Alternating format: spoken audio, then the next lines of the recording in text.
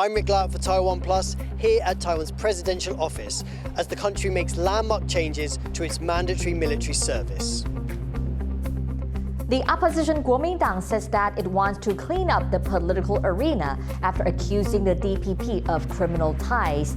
But a few KMT heads newly elected to local council speaker positions are said to have unsavory ties themselves. Over 6 million households are expected to benefit from new tax breaks coming in 2023.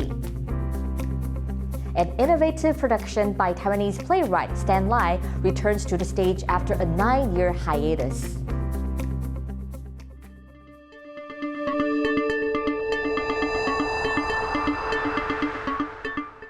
A warm welcome to TaiwanPlus News. I'm Betty Chen. Taiwan will extend its mandatory military service from 4 months to 1 year. It's part of a plan to strengthen national defense that will also see conscripts undergo more weapons training. President Tsai Ing-wen announced the new measures at a press conference in the capital Taipei. Rick Lowett was there. Taiwan is facing unprecedented aggression from neighbouring China. Just this week, Beijing sent a record number of military boats and planes into the area around the island nation. Now, after a high-level security meeting here at the presidential office, President Tsai Ing-wen is launching new measures to bolster the country's defences.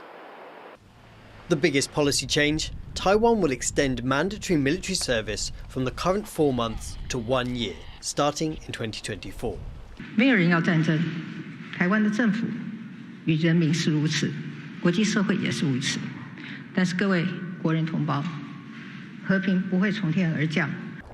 China claims Taiwan as its own and has recently upped threats to take the island by force. This, and witnessing Russia's invasion of Ukraine, has prompted Taiwan to rethink its own national security strategy. Tsai has overseen more spending on defence than ever before, $18 billion for 2023. Tuesday's reforms, focusing on civilian defence, also boost firearms training for conscripts and increases their salaries. And from the president, alongside the announcement, a message of defiance to Beijing. 全世界关心我们的国家都会看到，我们对国防的重视啊，那对保护自己的家园的决心啊，那我也希望就是说大家都能看到我们的决心。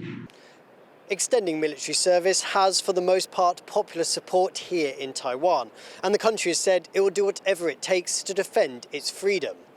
But this change in conscription will bring that reality much closer to home for many of the country's residents. Rick Yi and Rick Lowett in Taipei for TaiwanPlus. The decision to extend conscription comes just days after China conducted strike drills around Taiwan. But how will the changes affect the balance of power between the two sides of the Taiwan Strait? Jaime Okan explains. These men are Taiwan's front line of defense. They're tasked with protecting the country's sovereignty. Despite Taiwan having a democratically elected government, China, which lies just 160 kilometers from Taiwan's main island, has been ramping up its military pressure. It has vowed to take Taiwan under its control, by force if necessary. In response, the island nation has been enhancing its combat readiness and preparing its soldiers. Now Taiwan's government has announced that mandatory military service for men over 18 will be extended from 4 months to 1 year in order to better train and prepare its troops. 因为一般来讲，我们在讲 Army System， 第一个 part 是 Active Army， 第二个是 Reserve Army， 那第三个可能是 Civil Defense。那你这个 conscription 就是会补充到 Active。 Extending the length of conscription is the latest in a series of moves designed to bolster Taiwan's defenses against the much larger and better equipped China. In terms of military funding, China spends almost 17 times more than Taiwan. And when it comes to troop numbers, China's active force of 2 million far outnumbers the island nation's force of 170,000. Analysts say that in order to counter such a large force, Taiwan needs to double down on the training of its soldiers and make sure they are prepared to handle any potential threat. the quantity of the soldiers is very important because right now the PLA can suddenly strike any place, any time as they choose. But our armed forces is very limited. So if they attack any places that the armed forces didn't have sufficient soldiers to defend, they will achieve their goal very easily than ever. Taiwan has recently begun emphasizing a strategy of asymmetric defense. This means buying smaller, cheaper weapons like anti-air and anti-ship missiles that can help close the gap with China's better equipped forces. Conscription may help bolster Taiwan's military manpower, but experts say it's just one of the steps needed to shore up the country's defenses. If Taiwan carries out its plan, its smaller military may just be able to hold off its far larger opponent. Klein Wong and Jaime Okan for TaiwanPlus. For more on how the extension of military service boosts Taiwan's combat readiness, our reporter Jaime Okan spoke to Kitch Liao, Assistant Director of the Atlantic Council's Global China Hub. With the extension of conscription from 4 months to a year, what changes now for Taiwan's military? As I understand it, they've actually been planning this for a while now, ever since last year when the possibility of basically extending to full military service from 4 months to a year was even percolating along like all the people's intentions. But like in terms of what's changed, I would say like this is just one of the first steps to actually like toward a major reform of how Taiwan approach its military affairs. Basically, like what you see right now is an extension of the old system, right? They want to make this longer. They want to give them more ammunition.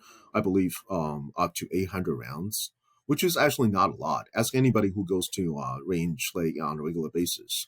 The differences between this, of course, I am not a currently serving active military, so it's not my place to comment. But that is not a lot. How big of a boost is this in terms of Taiwan's overall combat readiness? There is a limited effect as to how much military preparedness this could actually like increases for Taiwan's military. Basically, like it's not just that you're gonna do this longer. It's not just that we're gonna give you more bullets.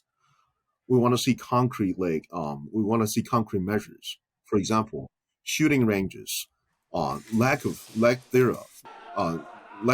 of shooting ranges, especially suitable ones, especially indoor ones. Taiwan ranges a lot. We need indoor ranges. There is very little indoor ranges currently in Taiwan. For example, there is, as far as I can tell, there's only one major one that's shared between the National Security Bureau and the military police. Do you think that Russia's invasion had a significant sway in pushing Taiwan's government to change its policy and make these kind of reforms?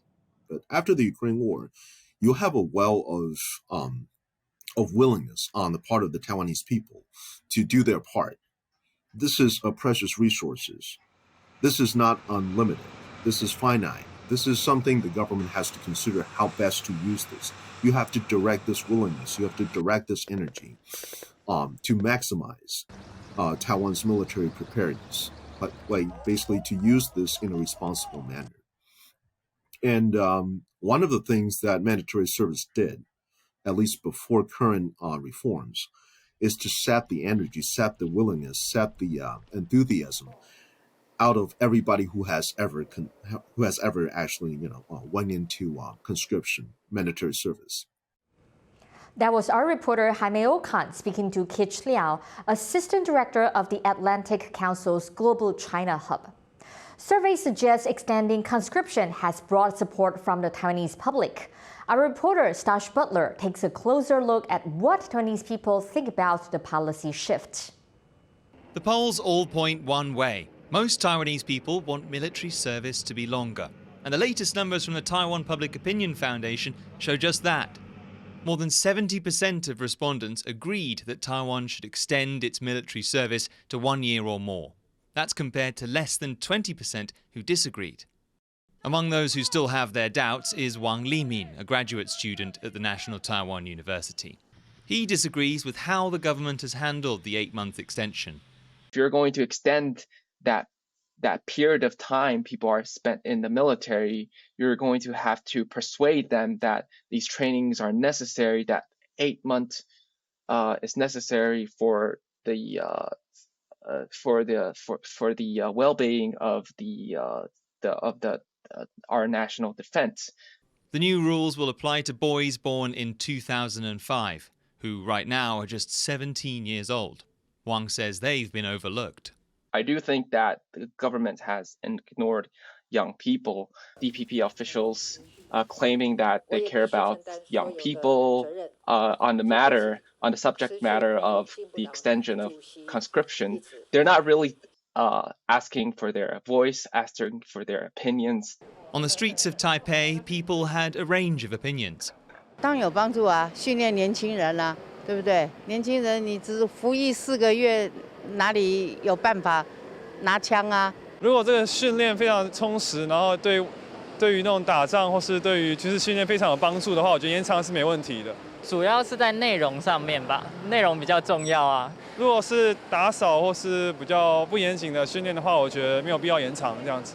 It's clear from the polls that overall, Taiwan supports having a longer military service. But some say it's the quality of the training that matters, not the length. It'll be up to the government to prove that those 8 extra months are worth it for the country's defense. Karma Xu and Stash Butler for TaiwanPlus. Earlier this week, Taiwan's local city and county councils selected their speakers and deputy speakers.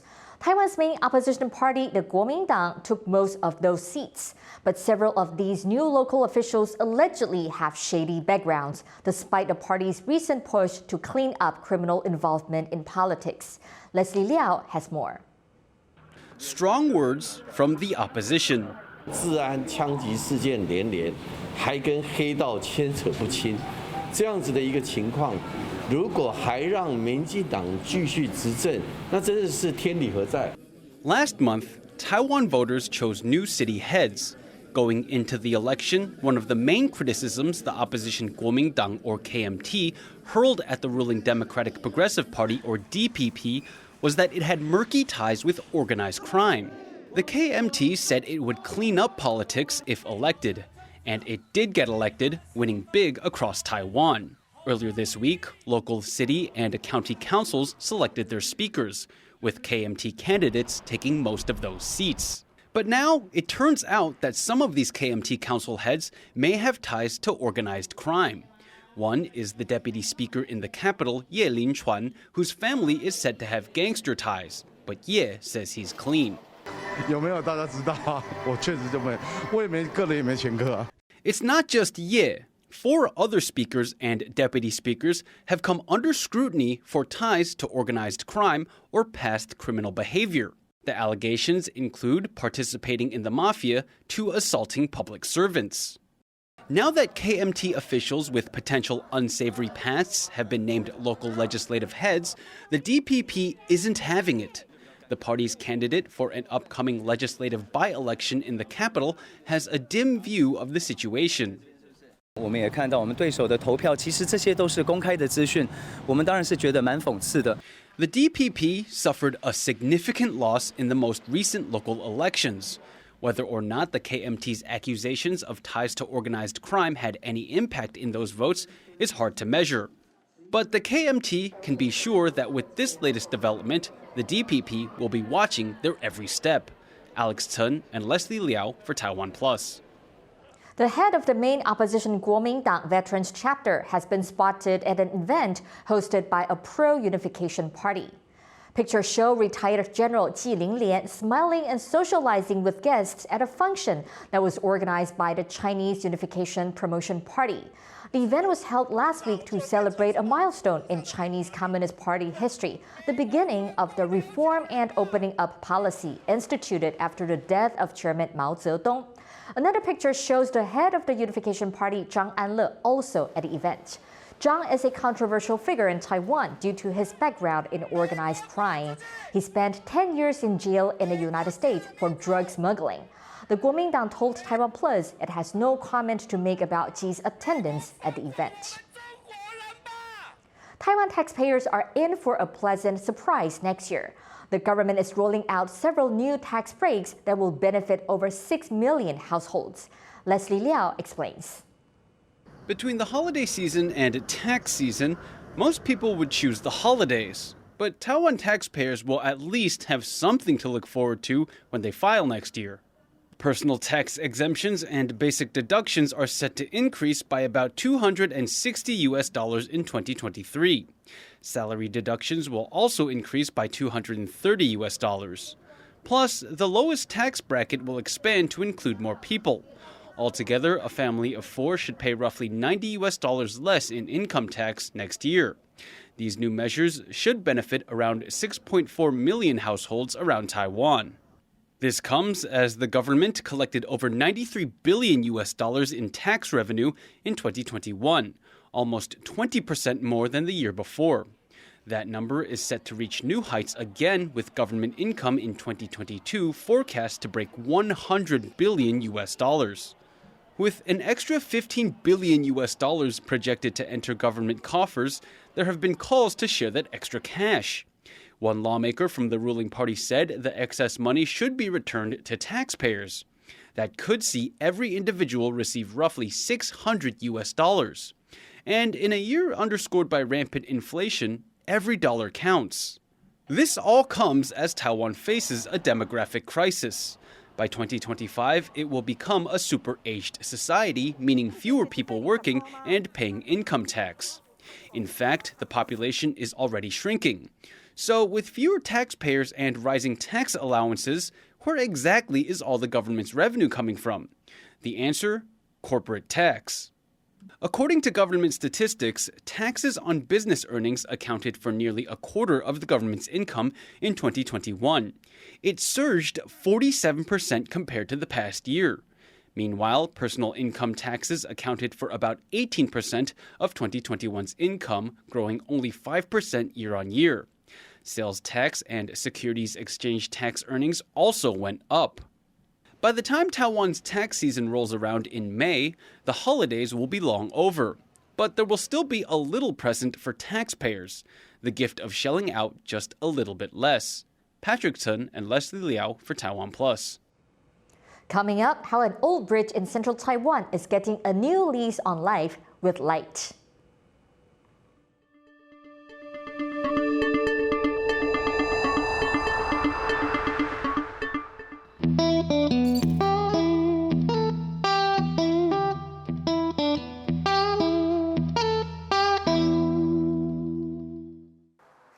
Thank you for watching Taiwan Plus. For more great news from Taiwan and around the world, visit TaiwanPlus.com and download the app.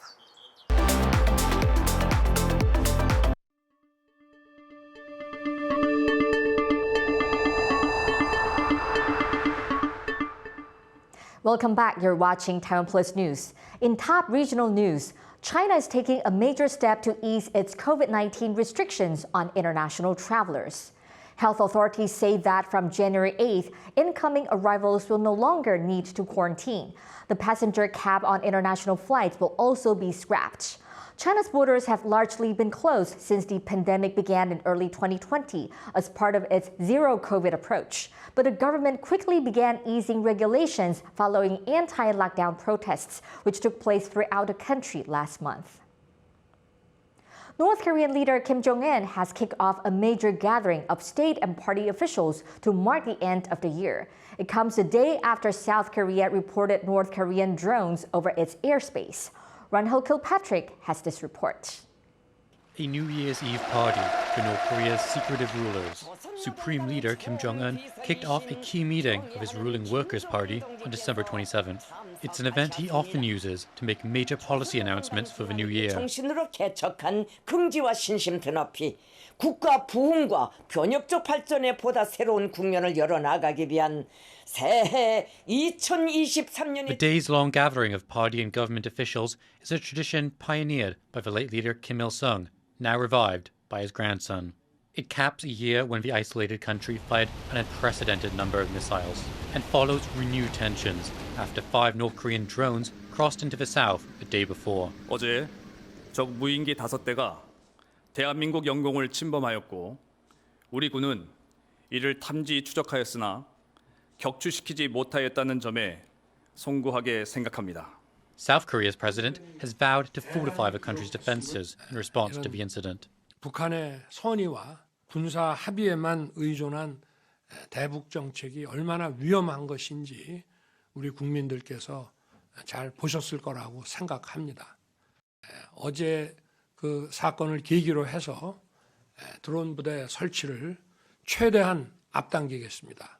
그리고 최첨단으로 드론을 스텔스화해서 감시 정찰력을 강화할 것입니다. Kim used the meeting to hail North Korea's accomplishments in what he called an unprecedentedly arduous year. But belying Pyongyang's military bluster are its economic woes. The country's economy is believed to have shrunk for the second year in a row. As 2023 dawns, it could be another arduous year, both for North Korea and its neighbors. Ryan Hill-Kilpatrick for TaiwanPlus. Back here in Taiwan, over 100 faculty and staff at a university in central Taiwan have not been paid their salaries for the month of November. Some employees say the government is not doing enough to help, but others believe that educational institutions in general are facing financial troubles because of wider social issues like declining birth rates. Sally Jensen has this report. This is Mingdao University, a private school in Jianghua County. Only a couple of months ago, Taiwan's Ministry of Education said it urgently needed help. The university is currently in crippling debt. If the situation doesn't improve by May, the school may be forced to close its doors.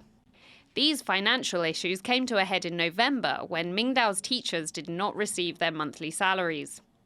It's an outcome that did not surprise many staff members. 并不是毫无预警，不是。对，所以我们心里也都有所准备。 The school is one of several Taiwanese universities that are facing a crisis over plummeting enrollment rates. In 2020, Mingdao's enrollment rate was reported to be below 60%. This is partially because of the rapidly declining number of births in Taiwan. The country is set to have the lowest fertility rates in the world by 2035, and fewer young people has meant fewer potential students. This has led some of Mingdao's staff to say that wider social issues now need to be considered when dealing with funding for educational institutions. 全台湾的大专院校面临少子化的问题，所以其实我们都能够体谅学校。 However, Mingdao's Secretary General also blames the school's money troubles on the Education Ministry's strict rules on fundraising. 政府的限制，那以至于学校目前有各项原本依赖的收益项目没办法推展，那本月的资金确实较为吃紧。 Mingdao University directors have assured teachers that they will receive their pay by the end of this week. But some worry that if they don't receive their December salaries, staff will struggle to make ends meet. 它有可能是一再会一直拖欠所以目前的说法都是缓兵之计啦。那钱有没有进来，董事会自己知道啊。不用再一再对教育资源这样子宣称说，要延一周，再延一周。 For now, all the staff can do is wait and hope that things will soon improve. Asnaya Zhou and Sally Jensen for TaiwanPlus. In cultural news, an innovative Taiwanese play has returned to the stage after a 9-year hiatus. Jeremy Olivier has the story. Putting the audience at the center. This is Taiwanese playwright Stan Lai's A Dream Like a Dream. The play debuted in 2000 and was last staged 9 years ago. The production is unique because it takes place on a stage that surrounds the audience. The play opens with a hospital patient arriving at a French restaurant where he meets a black-haired waitress. The two have trouble communicating at first, then begin to form a relationship. But what unfolds is a sprawling 7-hour epic that breaks the mold for stage productions. Lai puts the audience at the center of the performance to make them feel like they have entered another person's life. The unconventional approach may challenge some audience members, but Lai says that Taiwanese plays should be bold and innovative. 台湾是这么棒的，这么自由的，我们的创作应该是真的就是可以天马行空才对。《如梦之梦》是一个天马行空的一个作品，那么居然它可以一直活下去然后一直演，我们也觉得蛮神奇的。 Theater productions around the world have been hit hard by the COVID pandemic. Lai hopes people will come back to watch plays in person again now that life is returning to normal. He believes that to be present is to participate and to become part of the performance. Howard Zhang and Jeremy Olivier for TaiwanPlus. A nearly century-old bridge in central Taiwan has recently been renovated. It's turned into a bright spot in Yunlin County, winning international acclaim. This is the Huwei Iron Bridge in central Taiwan. At nearly 100 years old, it doesn't look like much during the day. But thanks to some retrofitting, it's rather dazzling at night. 再来冬至，再来春分，春夏秋冬，会在当天我们铁桥会呈现不一样的颜色。这个颜色就告诉大家，时间到了，这个一年当中季节开始改变了。The bridge was built in 1931 for trains transporting sugarcane. While it's no longer in service, it's considered a historical site, and the Yunlin County government invested over $160,000 to install lights that would mimic the crossing of trains. 它是随着5分车这个律动会有声音的一个模拟，然后随着这个光影，然后整个437公尺的这个铁桥会随着光影直接有一个律动。那甚至呢会有不同的颜色，让大家可以有一种沉浸式体验式。The results have shown an international spotlight on the bridge. It won the Lit Lighting Design Awards in the Bridges and Public Infrastructure category, beating out 650 other entrants for the honor. With the accolade, the county hopes that the bridge will become a local tourism highlight. Andy Xue and Eric Gao for TaiwanPlus. Thank you for watching Taiwan Plus News. Remember to download the Taiwan Plus app for more stories from Taiwan and around the world. Finally, we'll leave you with images of two-toed sloth family in Taipei Zoo. This lovely baby sloth was born 2 months ago. I'm Betty Chen. Take care and see you next time.